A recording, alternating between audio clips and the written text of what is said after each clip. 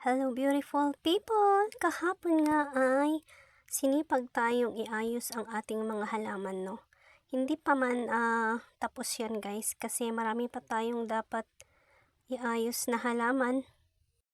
Pero yan, at least may na-rearrange na tayo, no? Unti-untiin nating iayos guys kasi yung iba kailangan nila ng bagong potting mix or soil mix. Kasi matagal na, wala nang nakukuhang sustansya sa lupa nila, no? Ayan guys, tinago natin dyan yung mga bigonia natin para hindi malusaw sa ulan. At dahil nagutom tayo, ay gawa tayo ng pancake para meron tayong ikape. Yan pancake mix. Isang pack ng 200 grams and then isang tasa ng all-purpose flour. Tapos yan, isang pack ng powdered milk na 33 grams, 1/4 cup na cinnamon powder. And then, paghalo-haluin lang bago ilagay ang dalawang itlog.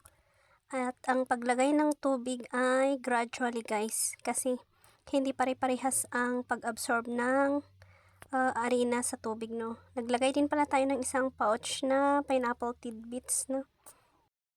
And then, dalawang kutsarang oil, cooking oil. Yan, habang paunti-unti ang paglagay ng tubig ay halo-haloin hanggang makuha yung gustong consistency, no. Pasintabi po sa mga friends natin dyan na bakers, no. Ito ay mga patsamba lang na diskarte sa pagluluto guys. Yan. Na-preheat na natin yung pan and ilagay na natin yung mixture. Yung mixture ko pala guys ay hindi masyadong matamis. Kaya pag gusto nyo ng matamis, magdagdag na lang kayo ng sugar. Low to medium fire lang pala guys para hindi masunog agad. And then maglagay tayo ng raisin. Tapos takpan. And then, silip-silipin kung pwede nang baliktarin. Hindi yan, pwede na siyang baliktarin guys.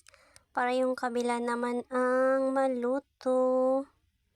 Ganyan ko siya niluto guys kasi gutom na ako at tinatamad akong mag-isa-isang magprito ba nung maninipis na bilog-bilog.